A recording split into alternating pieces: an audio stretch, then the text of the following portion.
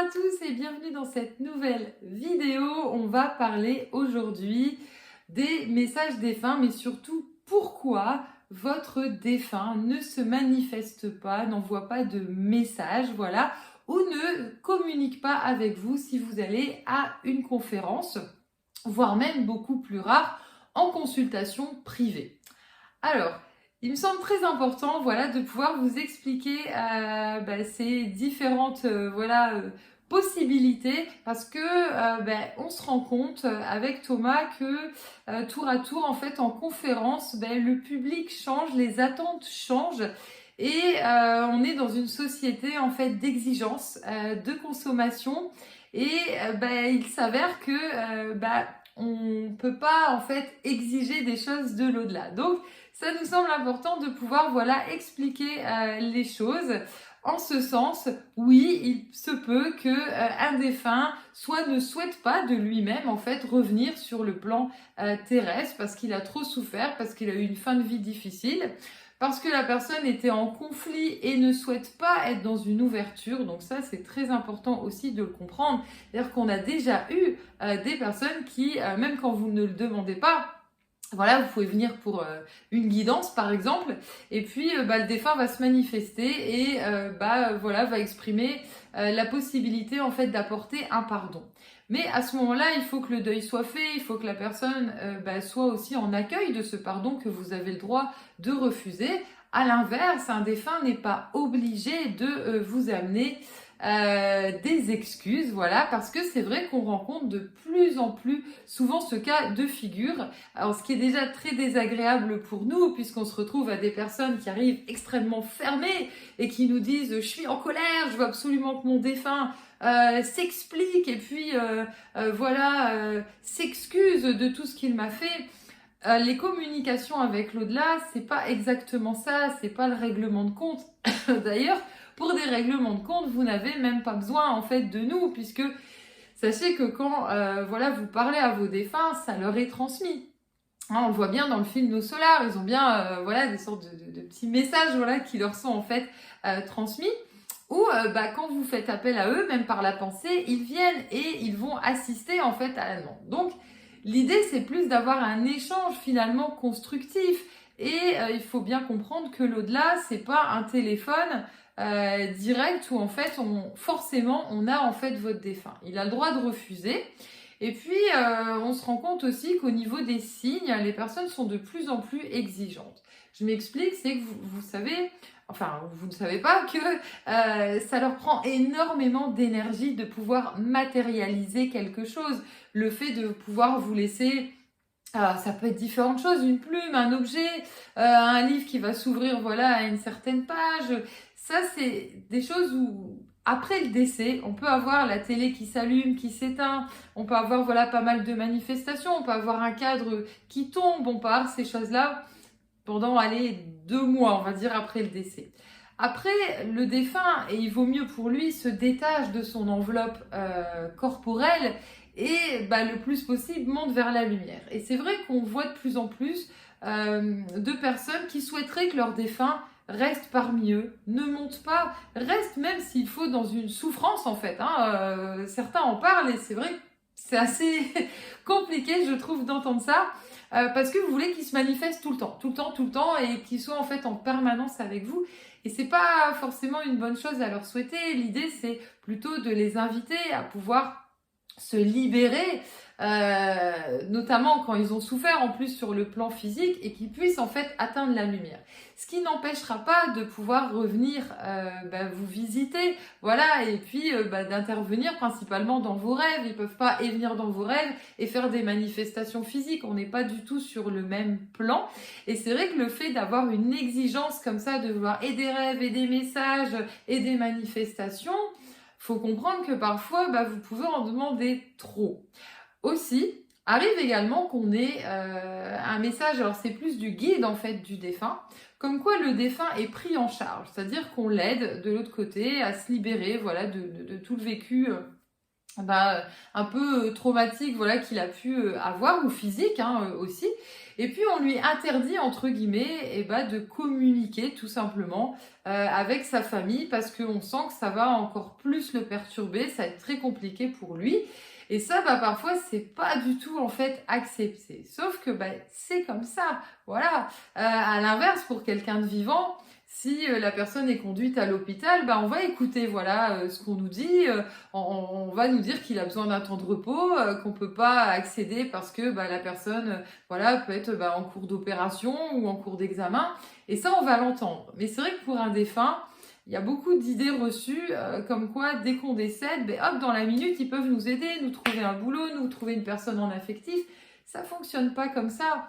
Et c'est pas parce qu'on perd quelqu'un qu'il devient obligatoirement notre guide spirituel. Pareil, c'est extrêmement rare. Le plus souvent, il faut quand même qu'il y ait un delta en termes de temps. Donc c'est vrai qu'un grand-parent qui a connu très peu, voire pas du tout, un petit enfant, il peut être son guide spirituel. Et on dit bien il peut, c'est pas systématique, ça dépend pour le contact. Mais c'est vrai qu'il est important, voilà, je pense, de comprendre que l'idée, c'est plutôt de les faire évoluer. En ce sens, quel est l'intérêt d'avoir un message de défunt? Un message de défunt, l'intérêt, c'est vraiment une évolution d'âme. L'évolution d'âme, elle est pour la personne qui consulte, voilà, ou qui vient en conférence, parce que c'est aussi intéressant d'entendre les messages des autres défunts. On apprend plein de choses de l'au-delà.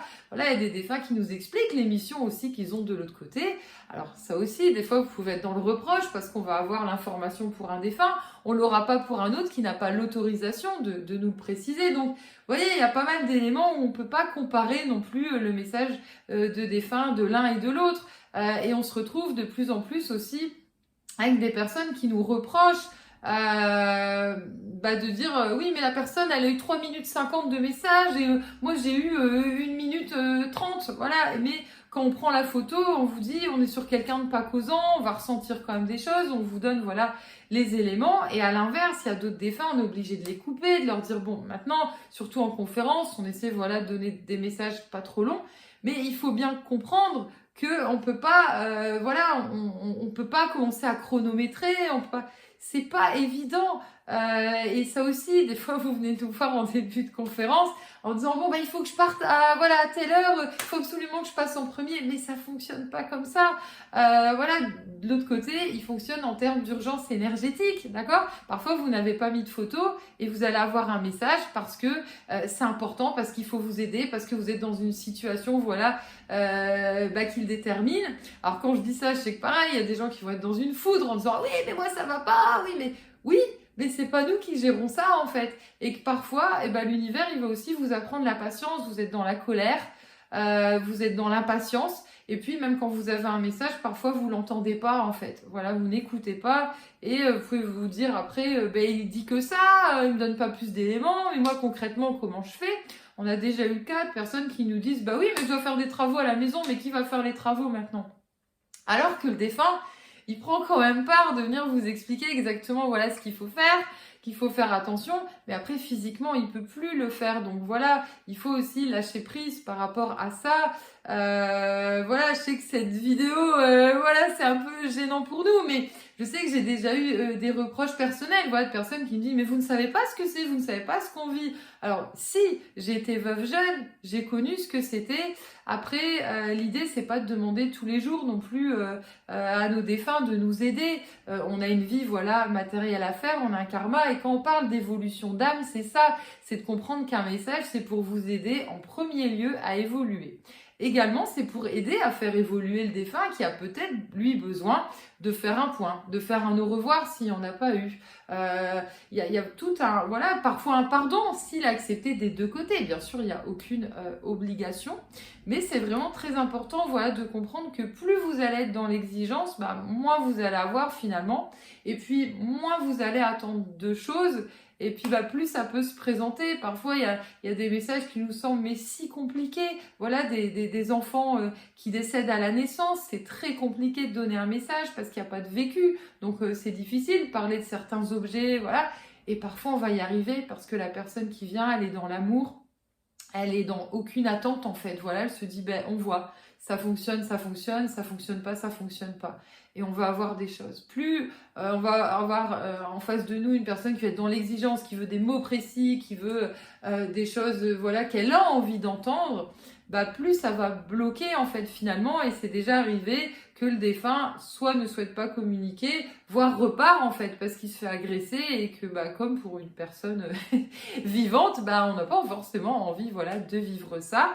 Donc j'espère voilà, avoir aidé un petit peu à mieux comprendre quel est l'intérêt d'un contact défunt et comment voilà, ça se passe, à savoir que pareil quand vous êtes en conférence publique, bah vous voyez le public et vous attendez votre message. Il faut savoir que de l'autre côté, en effet miroir, tous les défunts sont aussi réunis et ils peuvent être gênés de parler de choses très personnelles devant d'autres défunts.